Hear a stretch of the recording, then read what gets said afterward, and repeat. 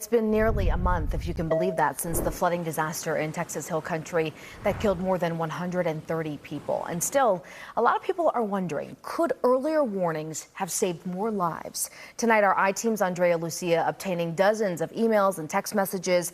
They show how Kerrville city leaders first learned about the devastation. The extent of the storm's damage was still hidden in darkness when the texts began. A group chat between the city manager and his assistants around 5:30 in the morning, 45 minutes after the river there had already peaked, reveals they were still focused on the 4th of July festival planned that day. Heavy rain in Hunt. Porta potties floating away. The water line is at the base of the stage right now. But in the same conversation came the first question about campers. Are there still kids at camp in Hunt? Don't know, responds one. City Manager Dalton Rice replies, not sure. Tons of first responders through the county. Minutes later, Rice sends a group text to Kerrville City Council members warning of the major flooding. One member responds, oh my, I didn't realize we had that much rain. Another, oh, not what we needed today. A text shows Kerrville PD issued an alert at 6:32 calling for evacuations on several streets filled with RVs and apartments. At 6:42, the city sent a mass email saying much needed rain swept through Kerrville overnight, but the downside is the severe weather may impact many of today's scheduled July 4th events. By 8:30, the mayor was already signing a disaster declaration.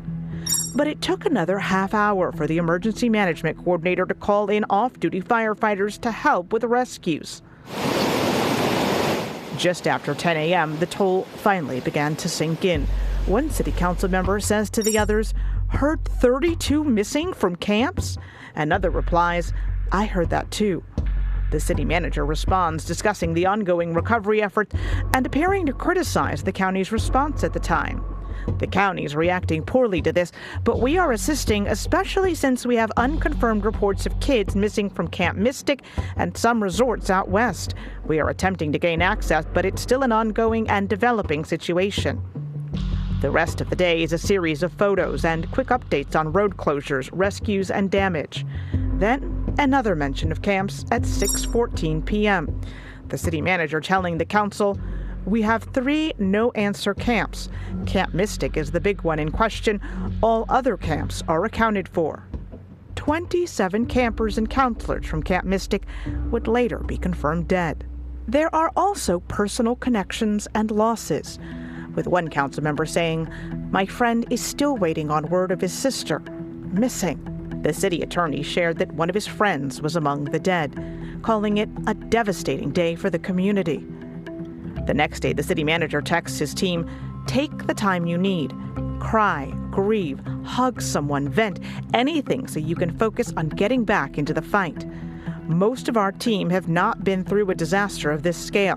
Many people don't go through disasters of this scale. One staffer shared, just watched crews pull a counselor out of debris. So that will stick with me. It is unclear if that counselor the person was talking about was found dead or alive. Now, mind you, there are also dozens of emails we found that show help pouring in from across Texas, with cities near and far offering to send crews, supplies, and prayers.